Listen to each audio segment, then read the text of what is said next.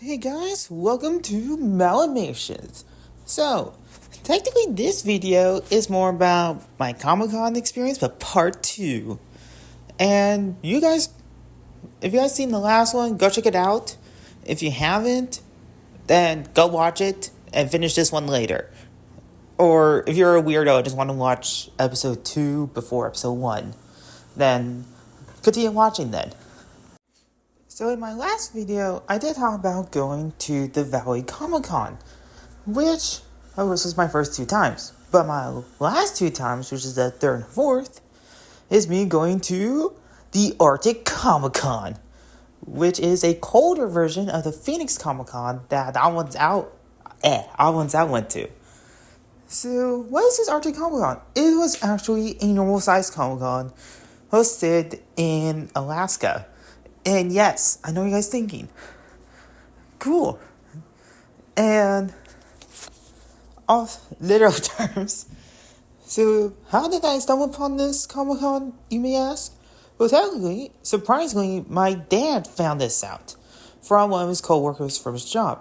So telling his co-worker, she does a little side business of drawing people's doggos as famous superheroes or villains. And my dad requested or commissioned, I think his commission is the right word, is that to draw our dog, Gianna, as the Mandalorian. So, anyways, she did, and it turned out really cool. She drawn both variants of the Mandalorian with and without the helmet, which was really good. In my opinion, it's much better than my art skills, as you can see. So anyways, as we signed up to go over there, which did cost a lot more than we expected, but I did thought wearing my Superman Clark Kent costume, but this is my first biggest Comic-Con in Doggo, so I just wore the Superman shirt and went on with it. So yeah, that is a mistake, which my dad did point it out to me when we left. He's like, dude, you could have worn your Superman costume. So, oops, as you could say. But technically we had a fun time there. There's a bunch of booths. We saw a Star Wars booth with more R2-D2, which my dad was really happy to see. And also, we ended up finding booths for celebrities, like what? Which there's like a famous wrestler, one of them. I don't remember the name, but he was at the one I went to recently. And also, there was a Power Rangers actor. I don't watch Power Rangers, so I don't know the actor, but I believe he plays as the red one. For you guys to know who I'm talking about. So, yeah, anyways, that was a fun experience. But the thing is, the Comic-Con thing is not really my dad type thing. Because, yes, he likes Star Wars and Transformers, which is stuff that he introduced all his children to. But the thing is, he's more of an outdoors person who likes to hunt, fish, and nature walks. Even though he keeps thinking a bear is going to come out of nowhere. Okay, I was just me venting. But still, he's more of a nature guy. So, Comic-Con, he had fun with some of the booths, but some other ones, not really. So, yeah, anyways. We also ran into our friend Anna, and also one of my cousins, which I will mention her in later in this video. So, yes. Also, this is a souvenir I bought. It was a cool Mandalorian poster with Ahsoka and Grogu. Because I saw this cool art booth and I keep walking past it and keep glancing at this cool Mandalorian poster. And I decided, you know what, I'm going to get it because it looked really cool. And also, I got the artist's autograph on this. So, that made it twice as cool. So, this was my recent Comic-Con. And this time, I wore my Clark Kent costume. Are you so proud of me, father? What was that? Anyways, so this time I invited my older sister, who also would like to come to this event too, and also my cousin we ran into from the last Comic Con.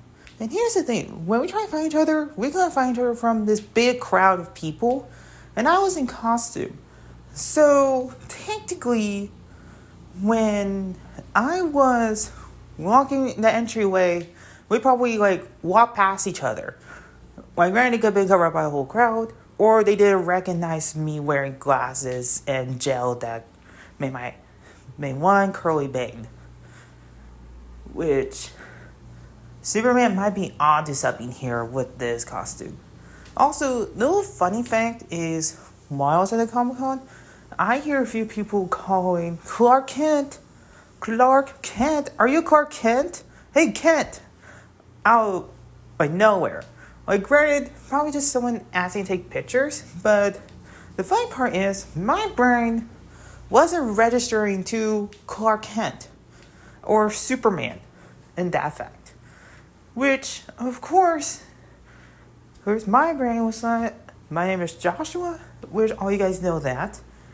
But being on Clark Kent wasn't registering my brain. So when I turned around to see who's shouting Clark Kent, I was like, oh, wait, I'm in costume. I forgot I was dressed up as Clark Kent. That explains why you're calling me that. So, that's a little identity crisis there. Probably it's a good idea if I don't have a double life. So I won't forget one. Okay, I need to calm down. So, back to the Comic-Con. There were also some celebrities. And also, my cousin, who's wearing a Zaizu Midoriya hoodie, got a lot more attention than me in my Superman costume. You win this time, Midoriya. And anyways, back to celebrities. I just need to vent out Midoriya's hoodie, which is a good design nonetheless, but still. But when I seen the two huge lines for two different actors and actress. But here's the thing, one actor voices Sonic the Hedgehog. Still, this guy also voices, drum roll please, Cat Noir from Miraculous Ladybug. Which the thing is, that one took up half of this row where celebrities are. Which, granted, the majority of that line were a bunch of guys dressed up as Cat Noir or Adrian. Which, as you say, that's a lot of blondies for a line to meet someone. And the other line was even more crazy, that, granted, took up the other half, curved around into another aisle. And here's the thing, the other aisle, doesn't involve a celebrity, it's just other souvenirs. And this celebrity is the one who voices Toph from Avatar as Airbender. And I actually get to see her by walking by, looking at how big this line is. Dude, I never seen this long of a line since Toy Us during Christmas hours. Granted, after the Comic-Con, I did tell my friends that I have seen the actress, and all of them were really happy and shocked that she was even in Alaska at the little Comic-Con. Which, to be honest, the Earthbender in Alaska and this bunch of mountains, probably we should have some concerns here. I'm just saying, the North Tribe will not stand this. Anyways, granted, we got some souvenirs, had some food, and also ran into some friends. But here's the other thing. I noticed that when I was walking around, and the next day when I got home, my best friend started sending pictures of him at the Comic-Con. And I was like, wait, you were there yesterday too? And of course he said yes. And I was there yesterday. And here's the thing. Somehow, during our time at the comiccon, we never even seen each other. And here's the thing. The costumes he sent me that he's wearing were, I actually seen those in amongst the crowd. So technically, me realizing this, I see my best friend in costume, and I didn't recognize him. Like, bruh.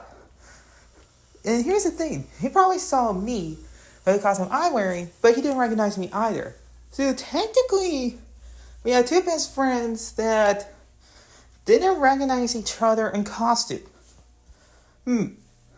Probably should warn each other next time. So anyways, I'm going to tell you about some souvenirs that I have from this event. I got some Splatoon art and also some Star Wars pins, which I bought two for my siblings because it's their style of pin. And also a vintage Transformer figure of my number one favorite Transformer, Cheetor, in his Transmetal 3, which is a 90s toy for all you nerds out there. And also, I have a little hobby. Okay, I know I just ended my video with I have a little hobby. Well, yes. Here's the thing. I am a collector. And one of my hobbies or goals, well, small goals, like something to just find around, is collecting all the Beast Wars figurines. Yes, you heard that right. All the Beast Wars figurines, which are Transformers. And Beast Wars is my number one favorite Transformer show. And I know they made countless, a lot of Beast Wars characters for shows and comics. But the thing is, my main focus is just get ones from the show, which luckily Transformers been remaking them. So for Kingdom and Legacy, and I just need 4 more characters for season 1, and then a little bit more for season 2 and 3 for my collection to be complete. Which, yes, that's why I bought the Beast Wars figurine, which granted is Transmetal 2 Cheetor in the 90s. But I would prefer to have one in, well, let's say legacy format, because it looked more accurate to the show than this 90s one. I'm not talking about my 90s, but that's what I say. So yes.